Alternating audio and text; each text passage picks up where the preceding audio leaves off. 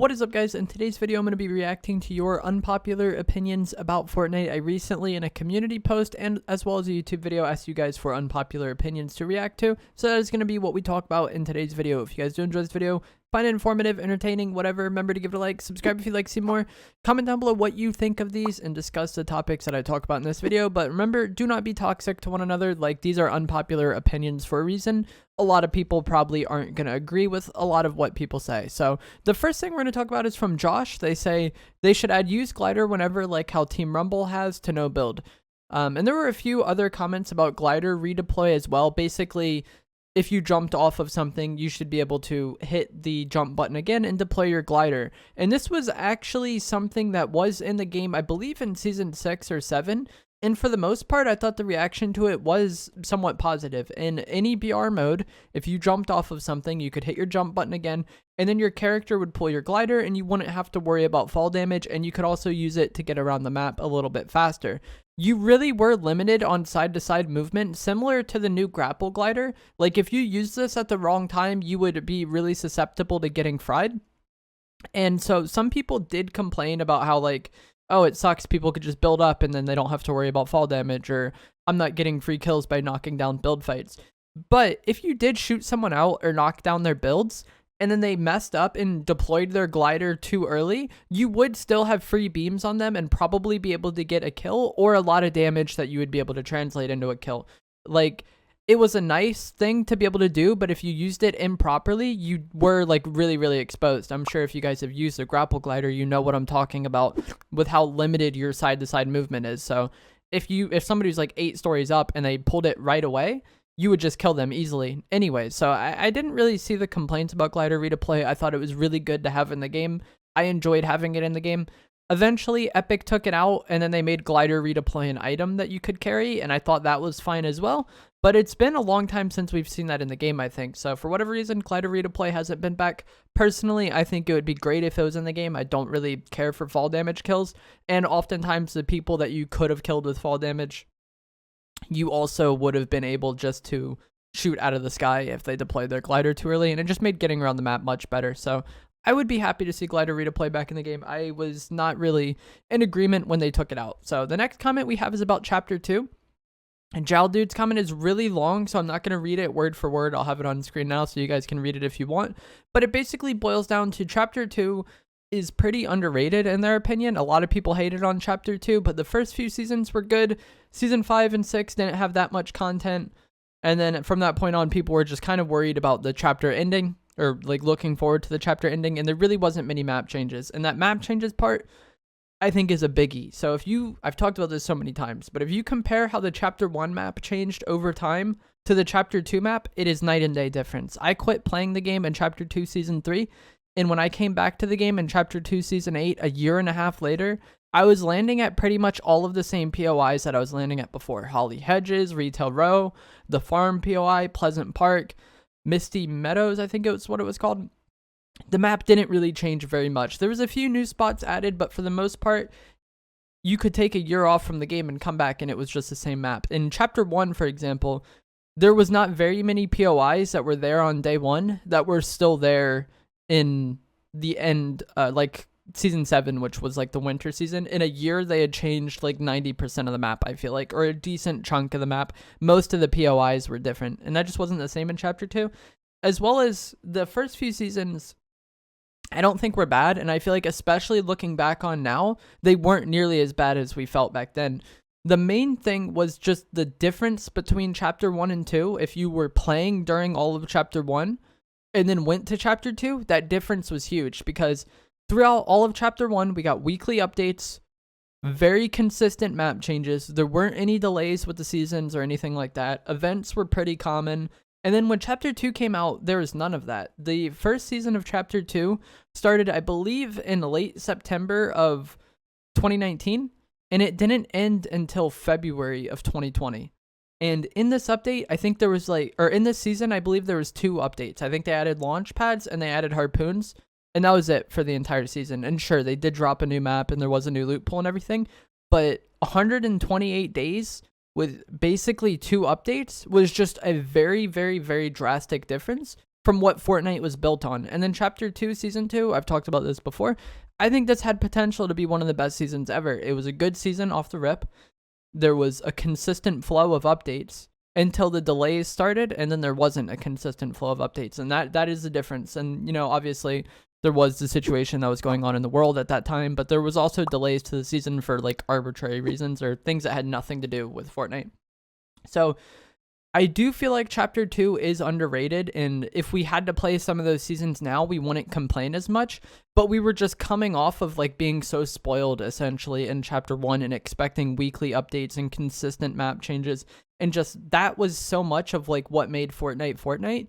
And when that went away, a lot of people lost interest. So I think that is true. I've talked about this before. I quit playing the game after Chapter 2, Season 2, but looking back on it now, I feel like the game was fine. It was just different from what we had gotten used to. So yeah, the next comment is about Storm Surge. Jake says, bring Storm Surge into regular games. Maybe once it hits top 20 or 30, there isn't just as much campers waiting for in-game with 0 kills. So pubs may or may not have Surge. I'm not even sure. But the way Surge works, you just never see it in pubs. The way Storm Surge works is each zone has a certain number of players, and if the game has more players than that, that is when Storm Surge happens. So let's just say, for example, Zone 1 is 70 players. If there's more than 70 players, then when Zone 1 closes, then you have to worry about Storm Surge.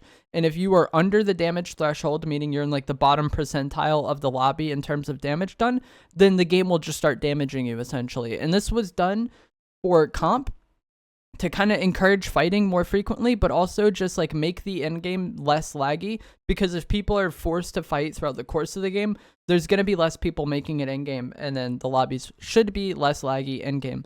So that is why Storm Surge exists, and that's how it works basically. What I would want is reverse Storm Surge for pubs, or some type of reverse Storm Surge mechanic. So the idea I've always had is, so Storm Surge works if the lobby is above a certain number for that zone. I feel like what I would want in pubs is if the lobby is under a certain number. So let's just say first zone is 20 people or 30 people. If your first zone hits and there's less than 30 people left, then the wait time for the next zone is just slightly lower or maybe halved. So basically, this would speed up the game, because one of Fortnite's biggest problems for the longest has just been dead lobbies. And when the lobby is really dead, it's just a boring match. I'm sure we've all had those zones where like there's less than 10 people up in like third zone or something, fourth zone, and the game is just really dead, and you're not going to find the people, or you're not going to fight the people until zone is small enough to force you to.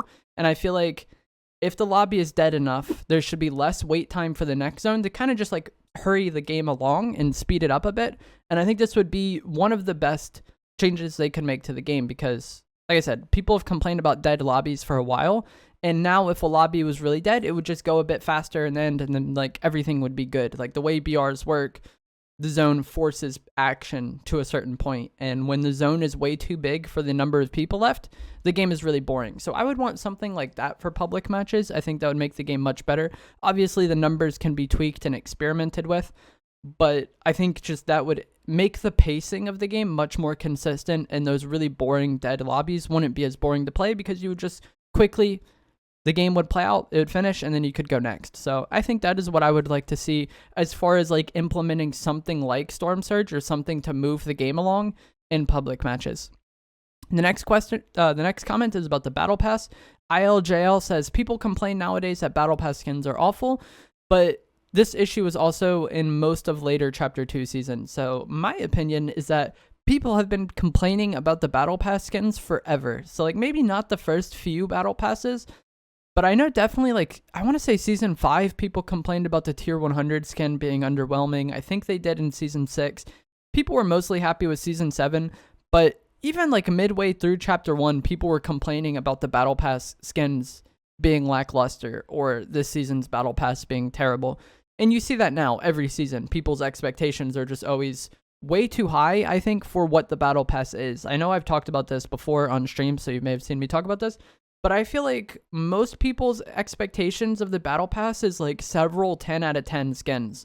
But in actuality, I feel like the Battle Pass is more of just like a starter pack type thing. If you're a newer player and you don't have many skins, the Battle Pass is a great kind of addition to your locker, because you're going to get some pickaxes, you're going to get some emotes, you're going to get some gliders, you're going to get some skins, you're going to get some wraps. You get a little bit of everything for a very low price if you're able to play the game and level it up throughout the course of the season.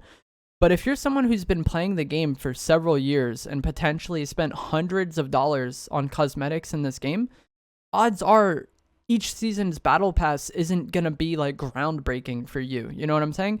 So that is kind of how I look at the battle pass. I feel like people's expectations are that it'll be the skins they run for that entire season and that just nothing will be able to compare to that battle pass. And I feel like that's really unrealistic, especially for the price that it's at and for how many years some people have playing this game and how many like hundreds of skins some people have collected. Like if you have, let's just say, over 50 skins, the odds of any like 5 or 6 from the next battle pass being your personal favorite, I feel like is pretty unlikely. But I think it's just like a problem of expectations. Usually I feel like the battle pass is just kind of okay and decent and like it is what it is. And for the final comment, Tim says, heavy snipers should keep the same damage but take 2 item slots like the chug cannon. So I think the heavy sniper is fine how it is last time it was in the game. But what I would really like to talk about is I think it would be really cool if Epic used the amount of item slots an item takes as a way to balance the item more frequently. So we've had the chug cannon and we've had the bandage bazooka, which takes 2 slots. But most overpowered items in the game, if you made them take 2 inventory slots, it'd be way more balanced. Like think about the goo gun now. The goo gun is really annoying this season. But imagine if it took 2 inventory slots. Would you still carry it? I don't know. Some people, the answer to that question would be no. I don't want to dedicate 2 inventory slots to this item. So as a result, you would see less use of that overpowered item. And if somebody was using that overpowered item, they would likely have to be giving up other things in their loadout to make it work. So they would have more weaknesses as a result of that, you know? Right now, I've been running shotgun, AR, goo gun, heals, and mobility. And if the goo gun took 2 slots, I don't think I would run it. But if I did, I would probably have to drop my mobility. And then without the mobility, the goo gun isn't as good. So I think having 2 inventory slots to balance some of the more like cheesy, overpowered items could be an interesting way to balance the game and make those items still like good and useful and like powerful, but also make the user have to think about it more and potentially have to give some things up, exposing themselves to potentially other weaknesses and how you can play around them. But that is going to be it for today's video.